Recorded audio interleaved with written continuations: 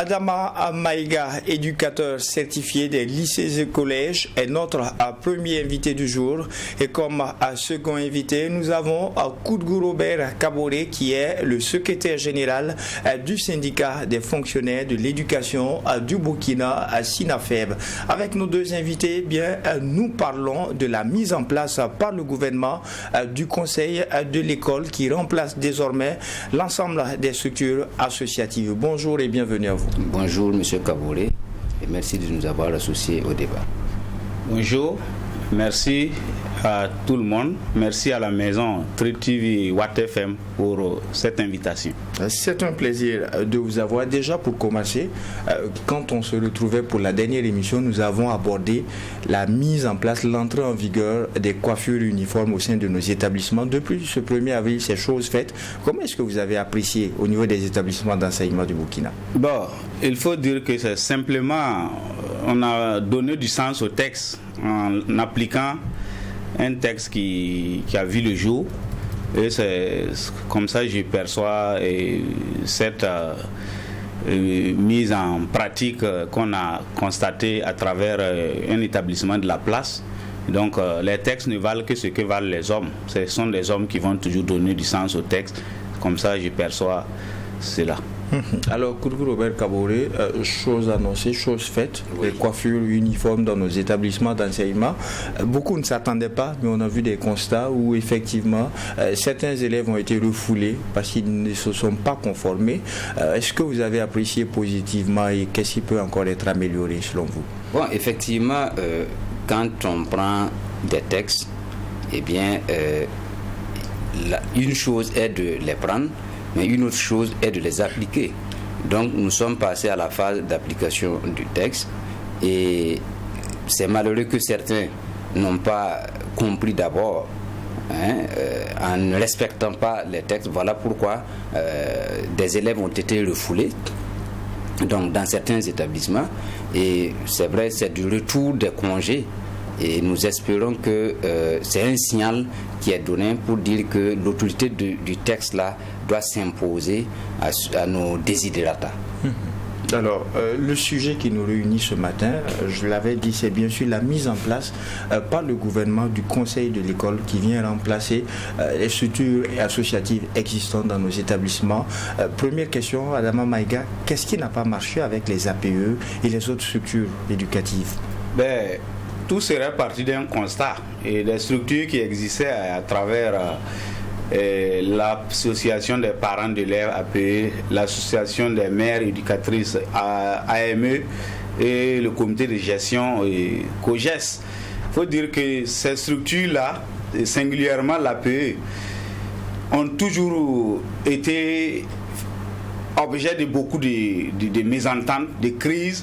Si ce n'est pas un président APE qui veut régner à vie, si ce n'est pas un président APE qui refuse de faire des bilans, c'est toujours des problèmes qu'on vivait dans les structures éducatives.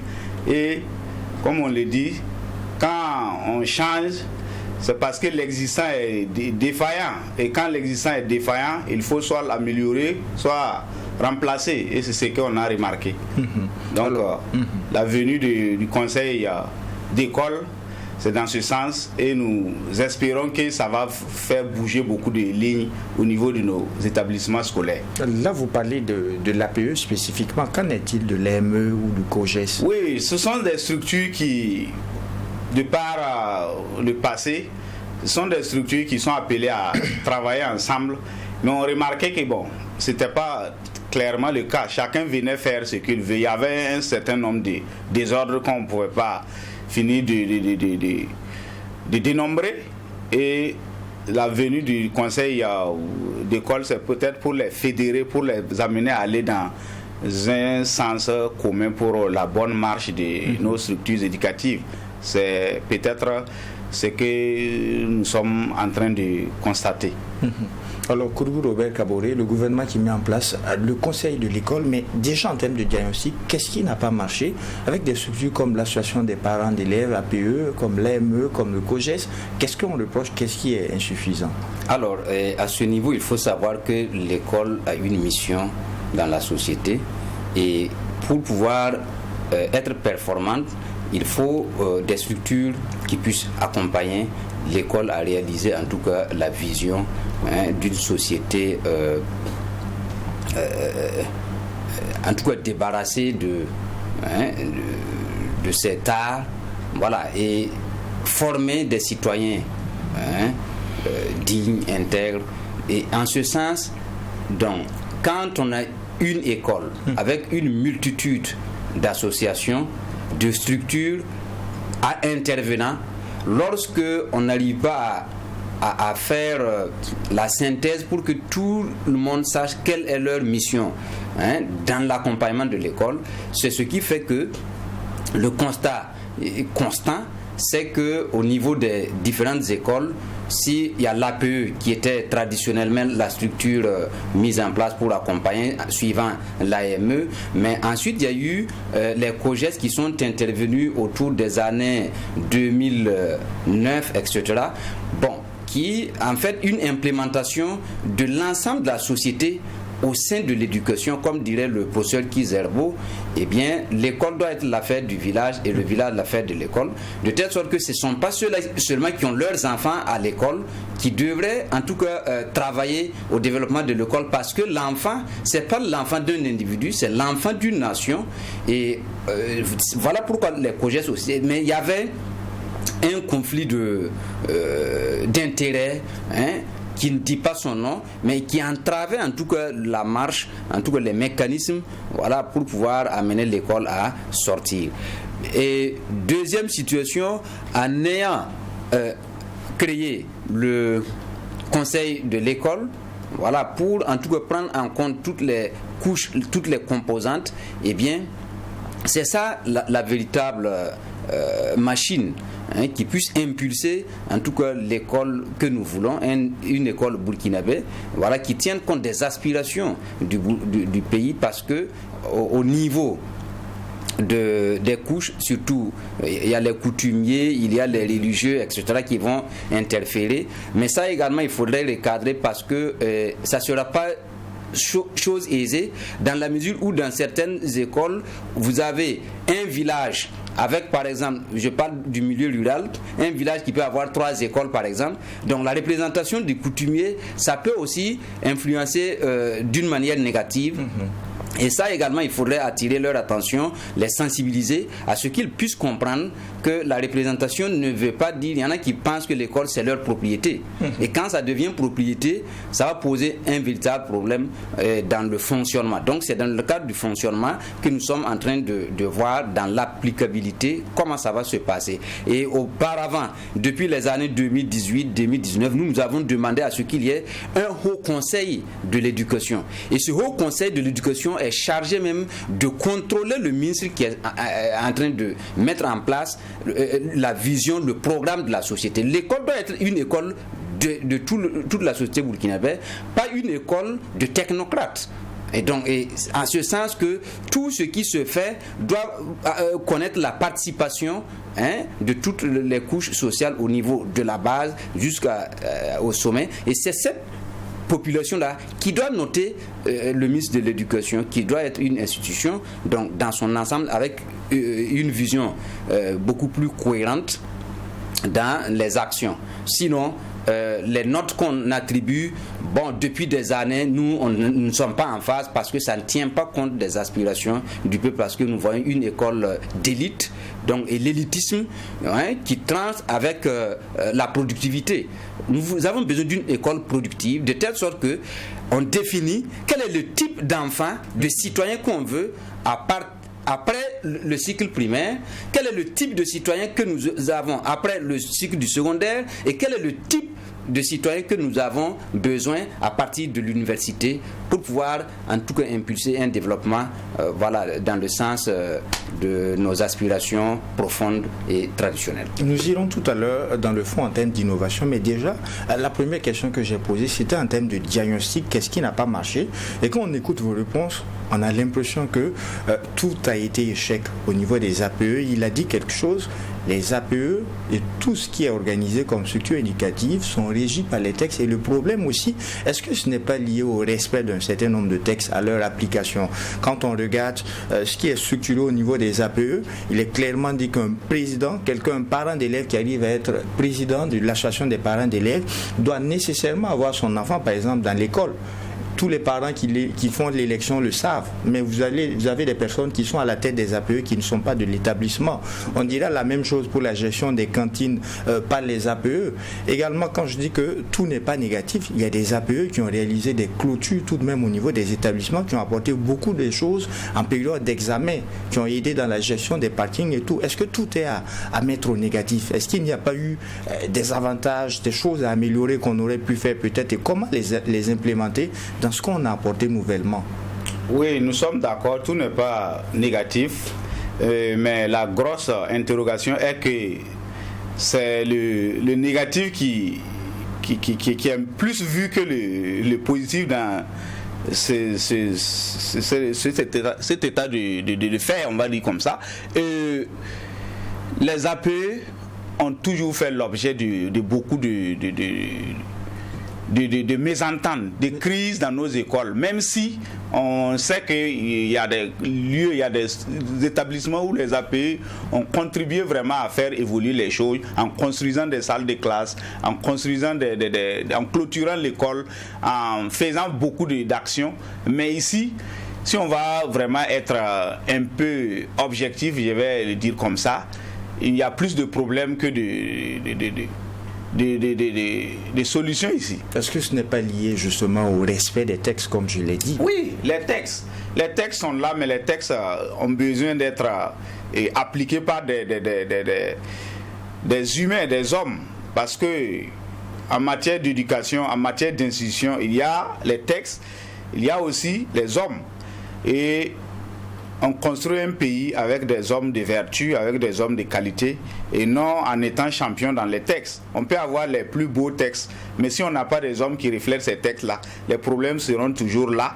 On va toujours faire à peu près les mêmes débats, et il faut vraiment nous amener dans le sens d'avoir des hommes de vertu. On a beau avoir les meilleurs textes, il faut vraiment que nous ayons les hommes de vertu. Et même cette nouvelle structure qui est là, ce sont les mêmes qui existaient dans les autres structures qui vont venir par leur manière occuper des postes. Mais il va falloir que l'autorité vraiment soit vraiment regardant, ouvre l'œil pour vraiment permettre à ce que cette structure qui vient d'être créée soit vraiment plus performante, parce que ce sont les mêmes personnes qui vont peut-être venir occuper des postes et amener les gens à encore souffrir. Alors, Koudgou Robert, les abus constatés au niveau des APE, des AME et ou du COGES sont liés entre autres au non-respect des textes qui existent et qui disent voici comment le fonctionnement doit être fait, voici comment un président d'APE doit se comporter, voici comment les COGES doivent être gérés. Est-ce qu'on ne pourrait pas se retrouver dans une même situation avec les conseils de l'école? Quel est le garde-fou à mettre en place pour éviter que justement on déroge encore à la règle?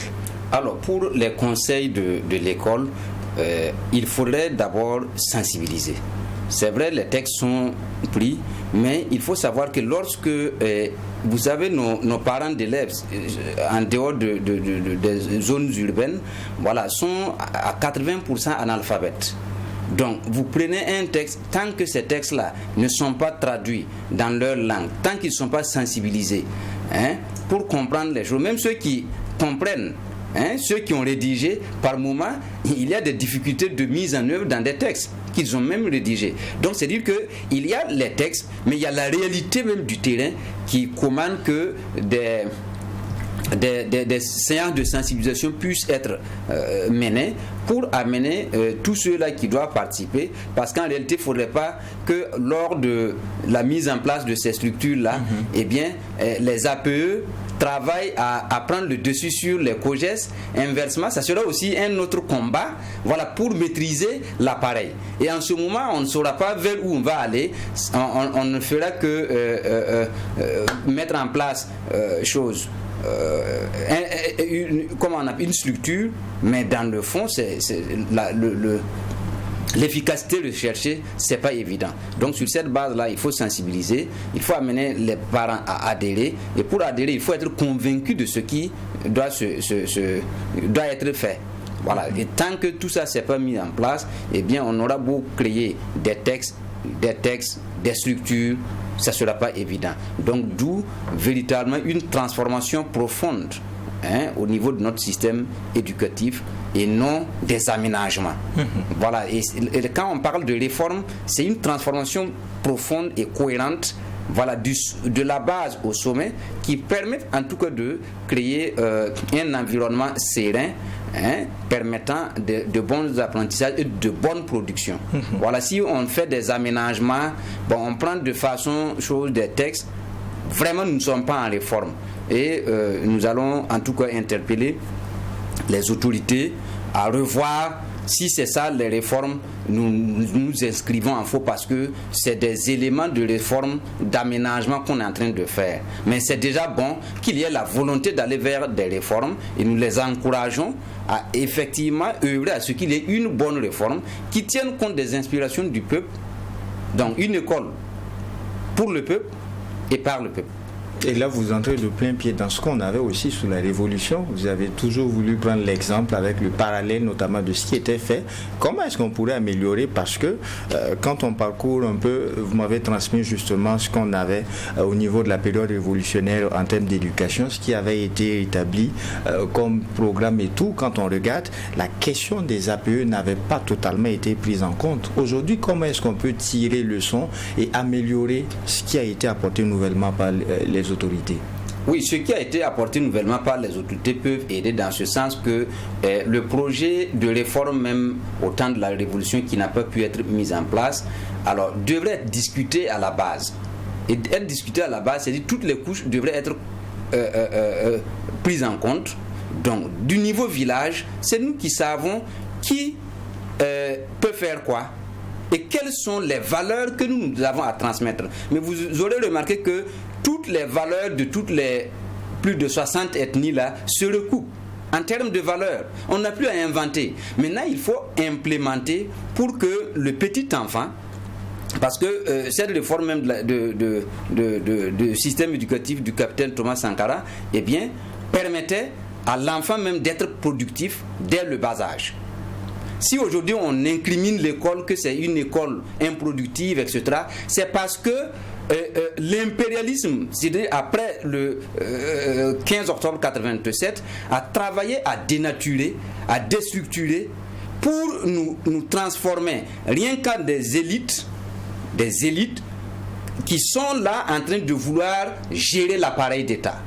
Et à partir de ce moment, les partis politiques étant intervenus, ça devient maintenant les instruments de gestion du pouvoir qui créent des problèmes. Donc, au niveau de cette réforme, au lieu, on gagne en temps.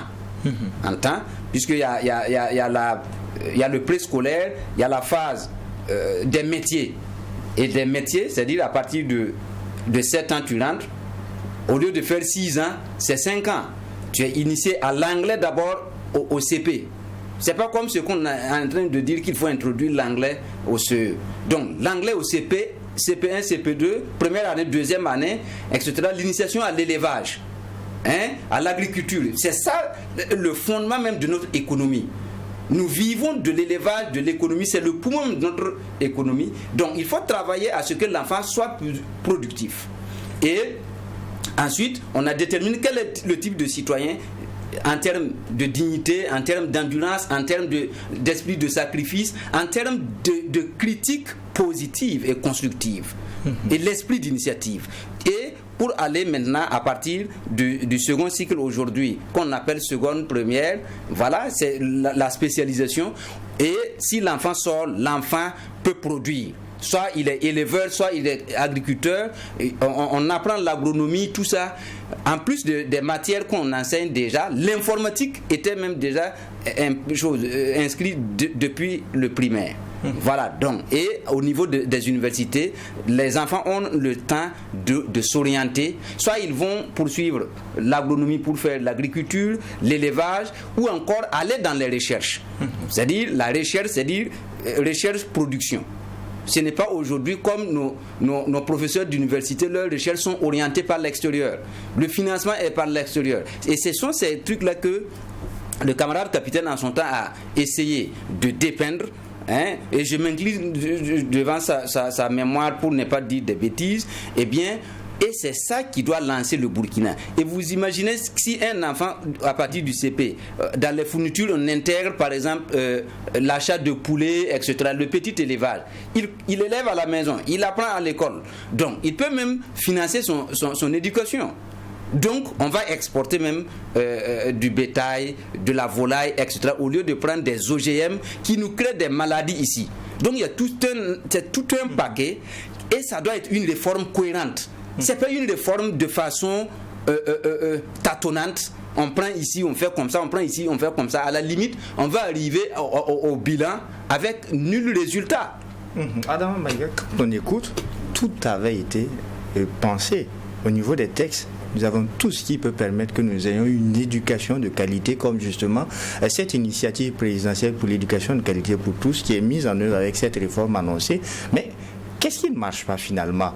Voilà qu'avec des structures éducatives, on se retrouve à réformer longtemps après parce qu'il y a des manquements et tout. Qu'est-ce qui ne marche pas? Qu'est-ce qui ne marche pas? Il faut dire que c'est une question de volonté, une question d'homme de qualité. Mais avant de parler de ça, je vais parler en matière de garde-fou pour que cette nouvelle structure soit performante, dynamique.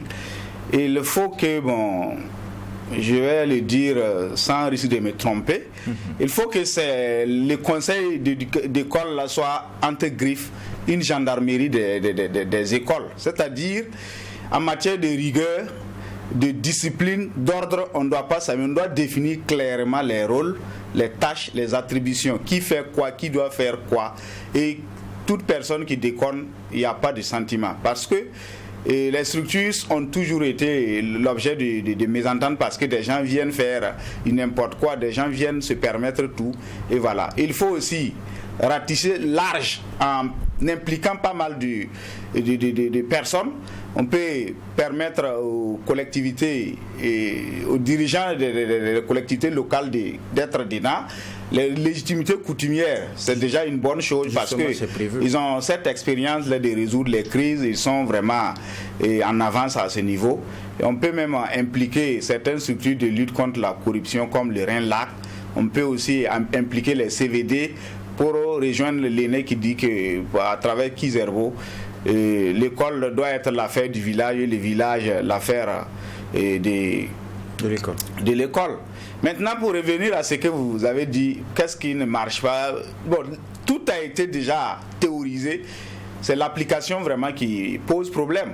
On doit avoir une école de développement et non une école de diplôme, de notes, parce que les sommités l'ont déjà dit. Pour ça, Kizerbo dit que l'éducation, l'école burkinabé, c'est comme un abattoir implanté dans un pays de végétariens. Plus on abat les animaux, plus la situation devient absurde. C'est pour dire que on a besoin d'une école de créativité, d'invention, une école qui amène le Burkinabé à être utile au Burkina et non une école basée sur les bonnes notes, des diplômes. Et il faut, à un moment donné, aller au-delà du savoir livresque. Il faut vraiment aller dans le sens d'un savoir vraiment qui amène le pays d'un point A à un point B. Voilà. Alors, Koudou Robert Kaboré, dans cette réforme, quels pourraient être les défis liés justement à l'inclusion des autorités coutumières et religieuses au sein du conseil de l'école? Les autorités coutumières et religieuses doivent d'abord jouer le rôle de papa. C'est-à-dire, alors, avant l'arrivée du colon avec l'école néocoloniale et néocoloniale, et notre société avait une base. et ils étaient les référentiels de la société. Donc, tout ce qui doit se passer au niveau de l'école, eh bien, ils doivent être celles-là plutôt, qui sont chargées de manager. Ça doit être des managers au niveau de l'école, mais en incitant également à la mobilisation sociale pour que les ressources humaines puissent être mobilisées, pour que les ressources financières puissent être mobilisées, pour que les ressources matérielles puissent être mobilisées pour accompagner l'école. Donc, et en étant également avec le conseil de l'école, voilà, le phare qui doit contrôler toutes les activités, tout ce qu'on introduit, on doit savoir par où ça va passer. Et de cette mobilisation, si nous voulons une école, en tout cas nationale, pas une école de la bourgeoisie, cette école qui se tient aujourd'hui doit disparaître et faire la place dans les contributions, au lieu d'aller tendre la main à des partenaires techniques et financiers. Prenons par exemple, si vous avez par exemple 5 enfants, et vous devrez aller payer dans les privés 100 000, ça vous fait 500 000 francs l'année. Mais ce n'est pas votre enfant à vous seul. Ce qui fait que dans son développement, vous allez lui dire « Ah, il faut grouiller pour que... » Donc ça devient l'individualisme. Or ici, pour mobiliser les fonds, ces autorités-là peuvent contribuer à ce que même si on dit 10 000 francs par citoyen burkinabé, on est plus de 20 millions.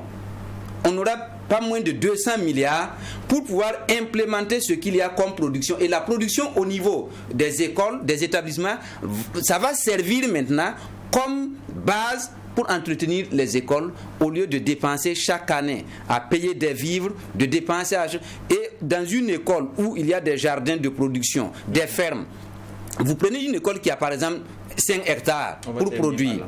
Donc ces autorités-là savent dans le village les techniques culturelles, ils le savent. Qui sont ceux-là qui peuvent apporter quelque chose pour que ça puisse marcher, pour encadrer même les enfants? C'est encore le village. Puis ils vont investir encore dans le village.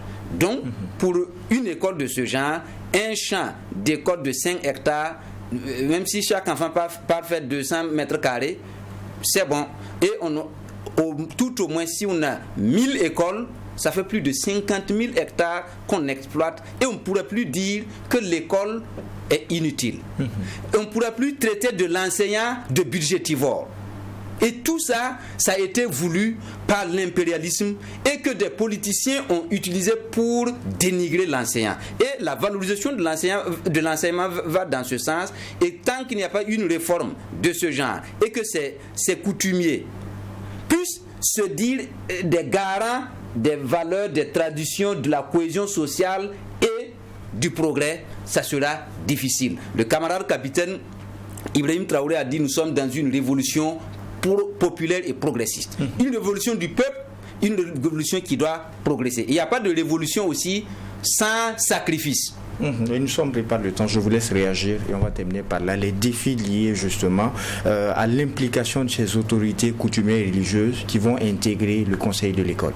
Les défis liés à ces légitimités coutumières, il faut dire que on les amène vraiment à aider les structures éducatives à avancer parce que ils ont l'expérience dans la résolution des crises. Et toutefois, on peut les amener à approcher les parents d'élèves pour leur dire le climat de l'école, ce qui se trouve au niveau des écoles, pour qu'ils, à leur tour, ils fassent ce qu'ils doivent faire, parce qu'une prise de conscience s'impose.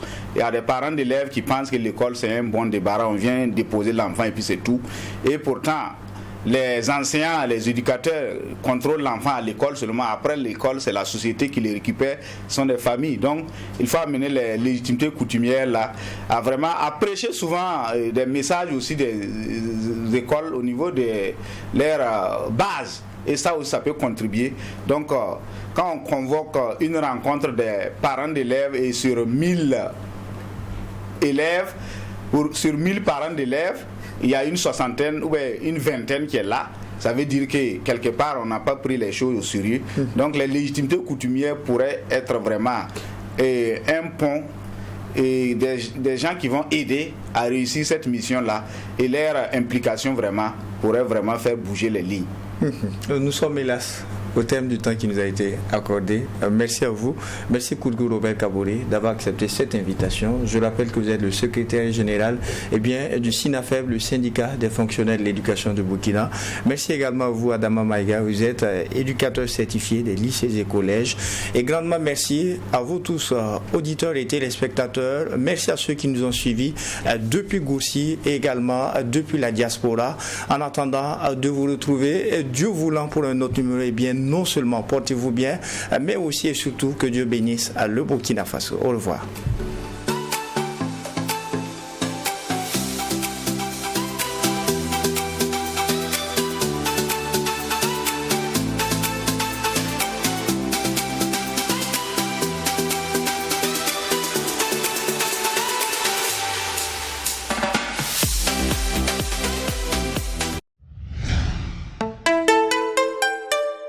Twi TV, la télé interactive.